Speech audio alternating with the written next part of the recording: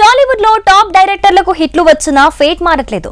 సర్కారు వారి పాటతో బ్లాక్ బస్టర్ సొంతం చేసుకున్న పరశురామ్ కొత్త ప్రాజెక్టు పట్టాలెక్కకుండా బ్రేక్ పడిందట. ఇంచుమించు ఇదే పరిస్థితిని రెండేళ్లుగా ఫేస్ చేస్తున్నాడు సందీప్ రెడ్డి వంగ. ఇక హరీష్ శంకర్ సిచ్యువేషన్ మాత్రం పవర్ కట్స్ తో డైలమాలో పడిందట.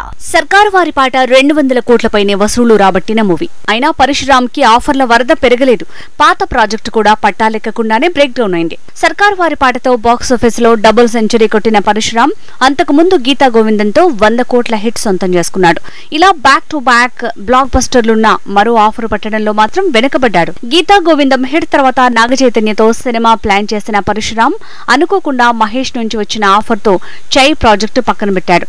మహేష్ మూవీ తీశాడు. ఇది కూడా ఆగి తెరకెక్కిస్తే గానీ పూర్తి కాలేదు. హిట్ కోసం వెయిట్ చేయక తప్పలేదు. ఇలా హిట్లున్నా కానీ ఫలితం దక్కట్లేదు. సర్కారు వారి పాట కంటే ముందే నాగచైతన్యతో నాగేశ్వరరావు మూవీ తెరకెక్కాలి. కానీ ఆ ప్రాజెక్టు టైంలోనే మహేష్ ఆఫర్ కి సయ్యని దాన్ని సైడ్ లైన్ లో పెట్టడంతో ఇప్పుడు అదే బెడిసి కొట్టిందంటున్నారు.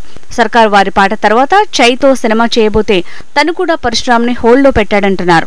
సందీప్ రెడ్డి వంగ ఈ పేరు మారుమోగేలా చేసింది అర్జున్ రెడ్డి మూవీ. ఆ హిట్ తర్వాత అదే మూవీని హిందీలో రీమేక్ చేయడానికి తెగ కష్టపడ్డాడు సందీప్. అది కూడా హిట్టే. కానీ ఇప్పటి వరకు మరో సినిమా లేదు. అతి కష్టంగా రణబీర్ కపూర్ తో యానిమల్ తీయాలనుకుంటే మొన్న షూటింగ్ షురు అన్నారు. 2 ఏళ్లు కరోనా దెబ్బ తర్వాత ఆలియాతో పెళ్లి కారణంతో రణబీర్ కపూర్ తో సందీప్ మూవీలో వేగం పెరగలేదు. ఇప్పుడేమో బ్రహ్మాస్త్ర పార్ట్ 1 ప్రమోషన్, తర్వాత పార్ట్ 2, ఆ మధ్యలో యానిమల్ మూవీ షూటింగ్, ఇలా సాగుతూ పోతోంది సందీప్ ప్రాజెక్ట్.